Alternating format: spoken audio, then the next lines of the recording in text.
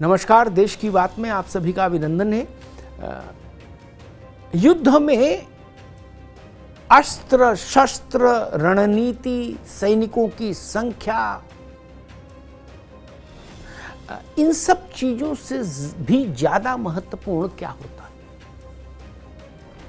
वो होता है मनोबल, आपका आत्मविश्वास, आपका आत्मबल। एक कहावत है कि लड़ाइयां हथियारों से नहीं, हौसलों से जीती जाती।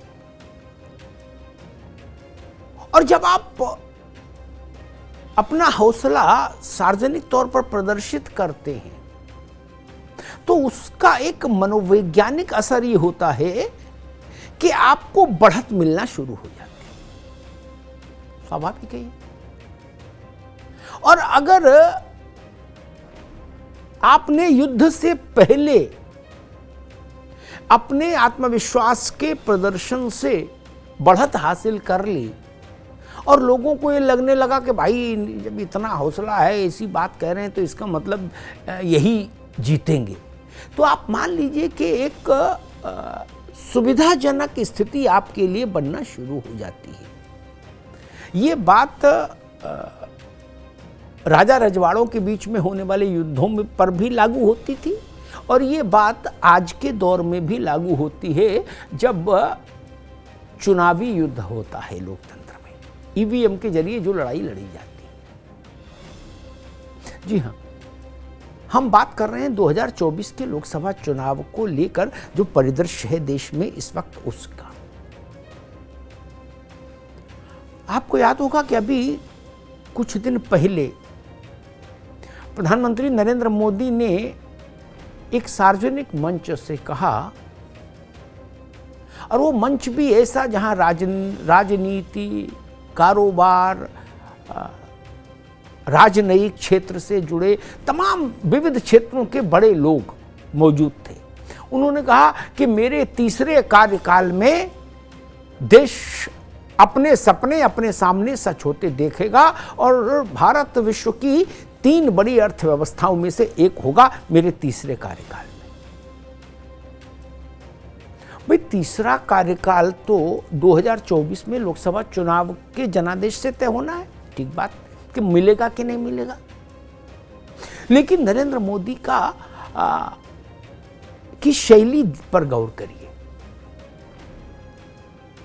ये बात वो तब कह रहे थे जब एक दिन पहले संसद में उनकी सरकार के खिलाफ सभी विपक्षी दलों ने साझे तौर पर, सामूहिक तौर पर अविश्वास प्रस्ताव का नोटिस दे दिया था और लोकसभा अध्यक्ष ने उस नोटिस को स्वीकार भी कर लिया था।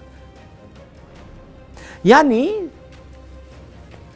लोकसभा में अविश्वास प्रस्ताव से घिरी सरकार के मुखिया होने के बाद नरेंद्र मोदी पूरी ठसक के साथ, पूरे हौसले के साथ छाती ठोक कर कह रहे हैं मंच से कि मेरे तीसरे कार्यकाल में भारत विश्व की तीसरी सबसे बड़ी अर्थव्यवस्था होगा, नहीं होगा, कहां तक होगा, वो विवाद का विषय है, बाद का विषय है। आप मान सकते हैं, चलिए, कुछ लोग कहेंगे नहीं हो पाएगा, कुछ कहेंगे होगा। लेकिन आप नरेंद्र मोदी ने ये बात अर्थशास्त्रियों के लिए नहीं कही होगी, स्वाभाविक है। ये बात जब गांव देहात कस्बे में जाती है ना, तो जो भारत का सामान्य जन है वो चर्चा करता है कि भाई मोदी ऐसा कह रहे हैं तो इस, और बाकी सब लोग तो थोड़ा डरे हैं अपने अपने स्तर पर, तो लग रहा है मोदी का ही मामला जम रहा है। तो ये जो मामला जम रहा है ना, ये भाव आपको 2-3-4% वोटों का इजाफा करा देता है। क्योंकि हर चुनाव में एक बड़ी संख्या में वो मतदाता होते हैं जो मुडेर पर बैठे होते हैं। वो किसी पार्टी, किसी गठबंधन के साथ सीधे नहीं जुड़े। वो ये देखते हैं चुनाव से पहले कि मामला बन किसका रहा है, हवा किसकी है, लहर किसकी है, ताकत में कौन है, ताकतवर कौन है, हौसला किसके पास है। और उसमें जो आदमी उनकी कसौटी पर खरा उतर जाता है या जो दल, वो उसके पीछे चल देते हैं और उसी की सरकार बन जाती है। सरकार कभी प्रतिबद्ध वोटरों से नहीं बनती, वो तब बनती है जब अप्रतिबद्ध वोटर आपकी तरफ आता है। जो न्यूट्रल वोटर था पहले, वो आपकी तरफ आ जाए। कांग्रेस को 2009 में नहीं 2014 में 14 में 12 करोड़ वोट मिला देश में। कितना? 12 करोड़। और 2019 में भी 12 करोड़ ही वोट मिला, जबकि तब देश में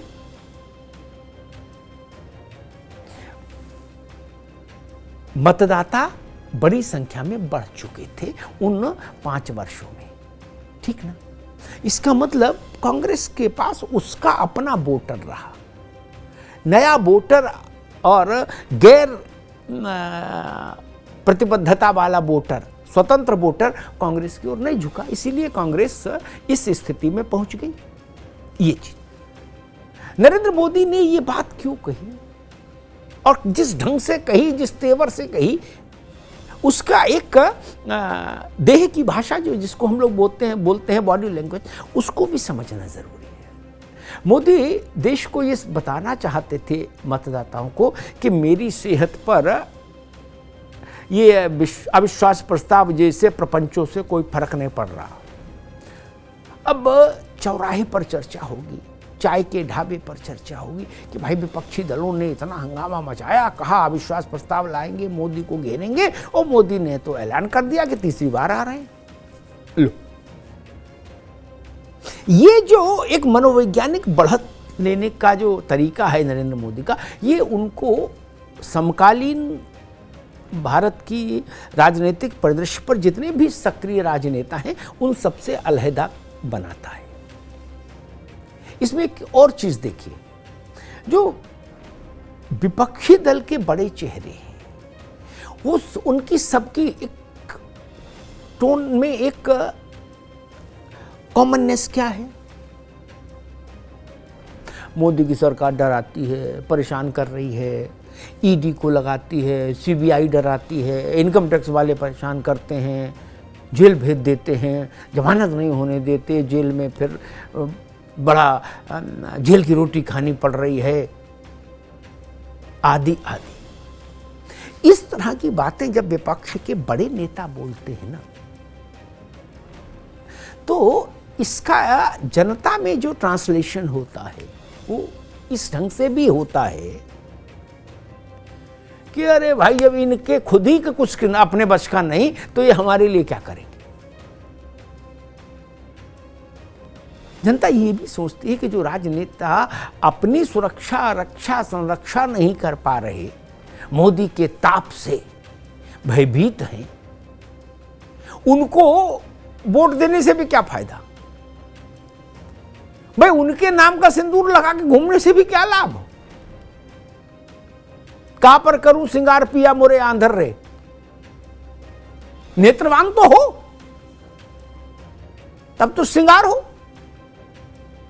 तो मुझे लगता है कि विपक्षी दलों ने ये जो एक लाइन लेंथ बनाने की कोशिश की, देश में भी और विदेश में भी, कि बड़ा सख्ती है, बड़ा शोषण है और डराती है सरकार और जीने नहीं दे रही है, और हम क्या करें, कैसे राजनीति करें। इससे जनता के एक बड़े वर्ग में ये वितृष्णा भी हुई कि ये किसी लायक नहीं। क्योंकि भारत की जनता, जितना मुझे समझ है, वो जुझारू और योद्धा किस्म के राजनेताओं को ज्यादा पसंद करती है, अपेक्षाकृत कमजोर और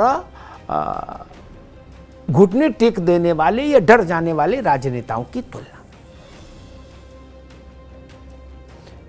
इंदिरा गांधी लंबे समय तक इस देश में सबसे बड़ी पॉलिटिकल आइकॉन इसीलिए रही क्योंकि देश में उनको एक योद्धा की छवि भी दिखती थी।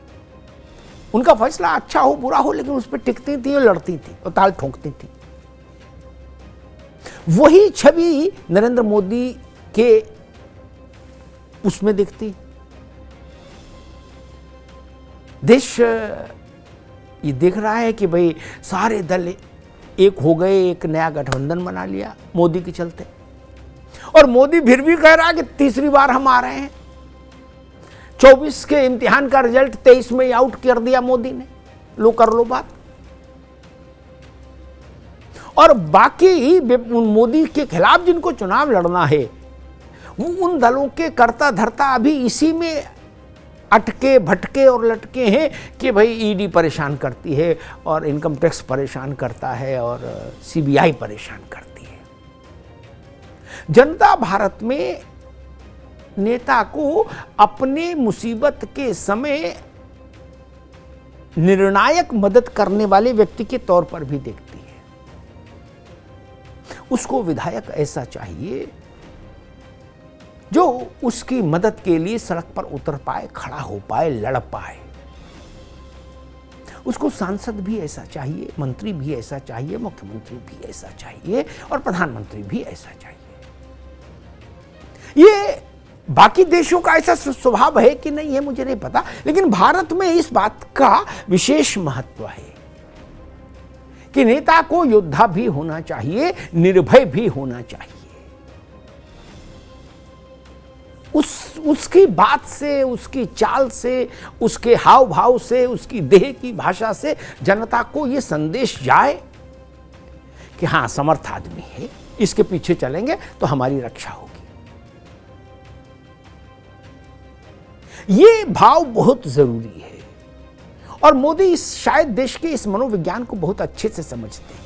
इसीलिए वो इस बात, आप उनकी चाल को देखिए, उनके हाव भाव को देखिए, देह की भाषा को देखिए, उनकी शब्दावली को देखिए।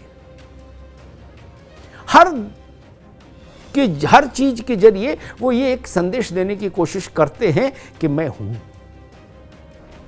और स्वाभाविक है, भारतीय जनता पार्टी को पिछले 10 वर्षों में जिस ढंग से चुनावी सफलताएं मिली हैं वो ये बताती है कि जनता नरेंद्र मोदी की इस अदा पर रीझ रही है।